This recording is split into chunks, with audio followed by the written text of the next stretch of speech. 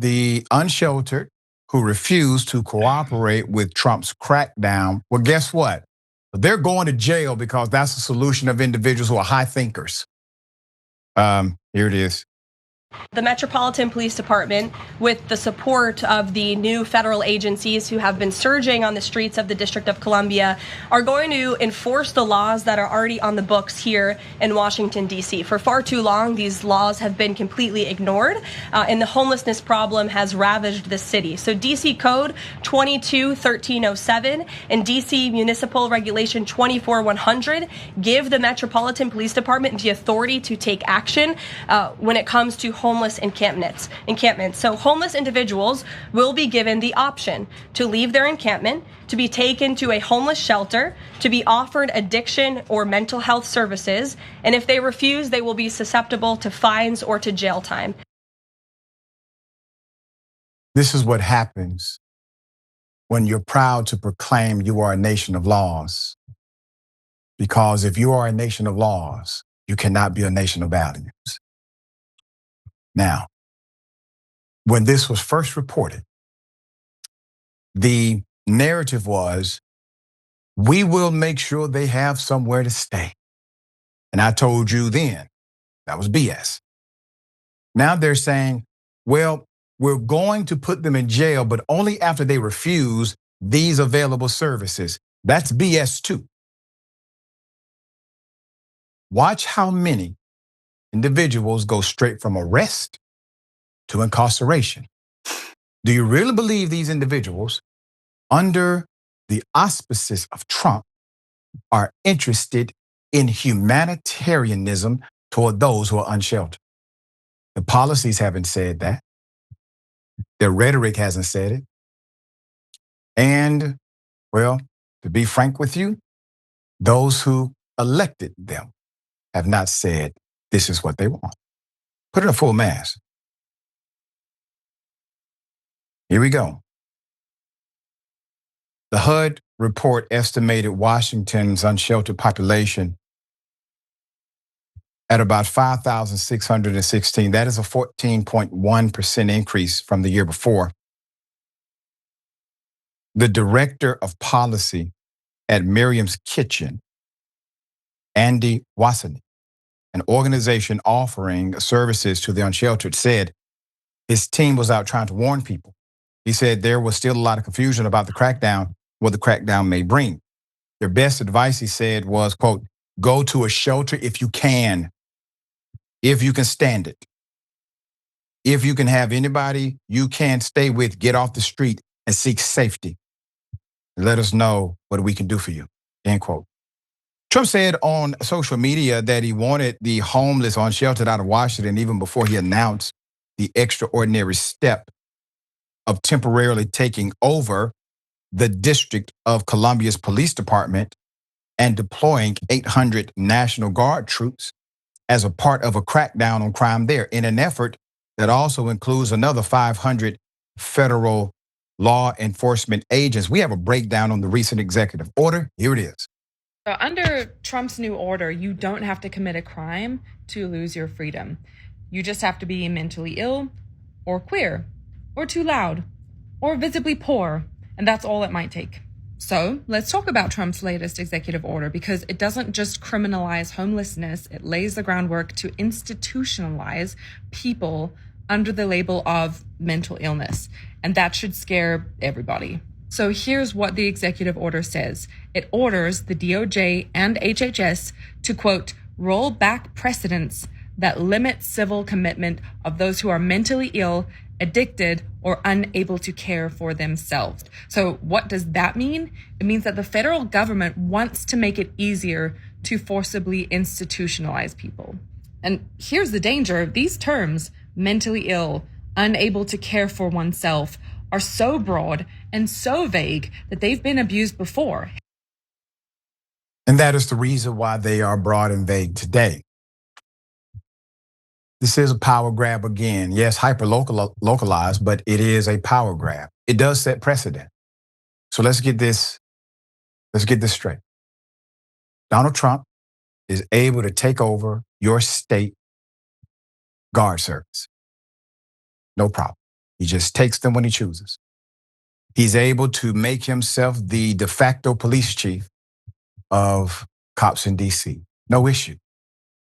He set himself up to be in charge of policing for the upcoming Olympic Games by creating a committee that governs security and putting himself as chairman of that committee, making him, once again, the de facto chief officer of law enforcement for the Olympic Games. What do you think he's doing?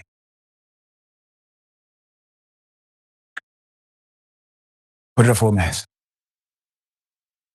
The National Guard remains deployed in D.C.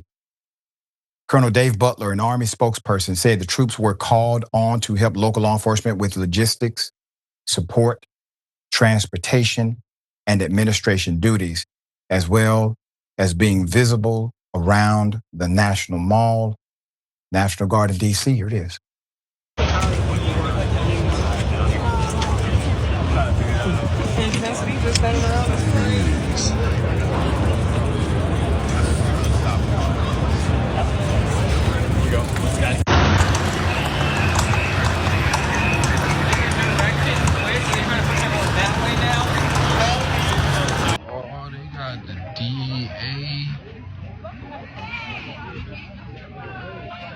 HSI.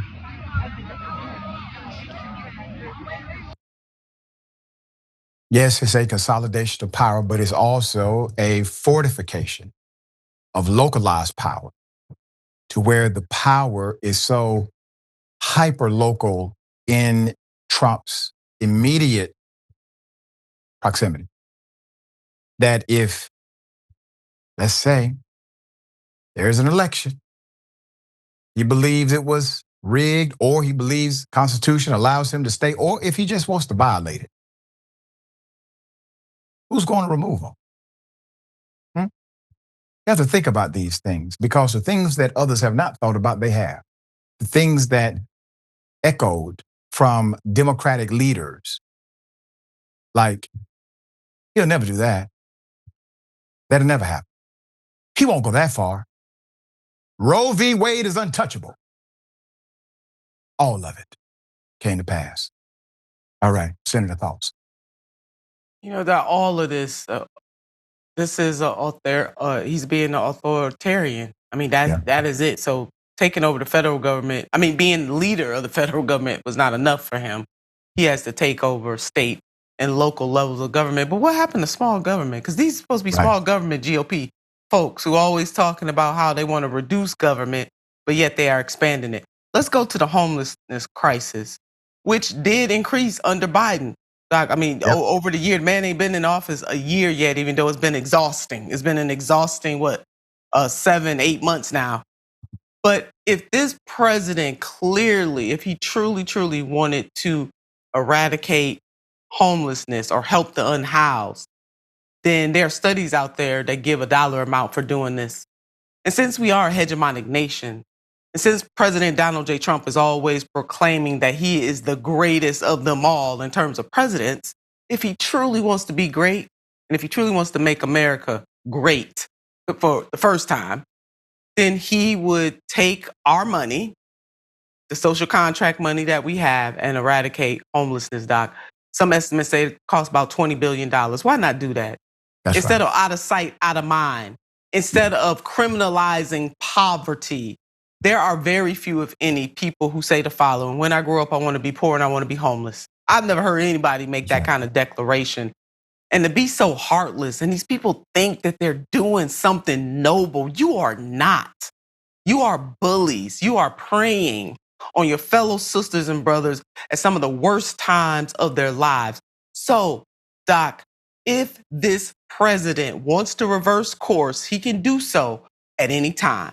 And one way that he can show up, President Biden, one way that he can show up, President Obama, and other presidents before him in this category, is to be the president that takes our tax dollars and makes the requisite investment to eradicate homelessness in the United States of America.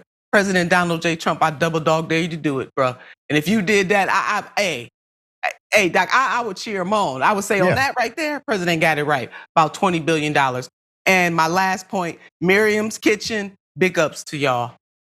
Yeah, seriously. And once again, I agree with you, Senator. If he does it, we applaud it. Doc, we there. Yeah. We there. All right. Because this is about the end result of good policy. That's and right. if it's not good policy, we will criticize it regardless of the party affiliation connected to it.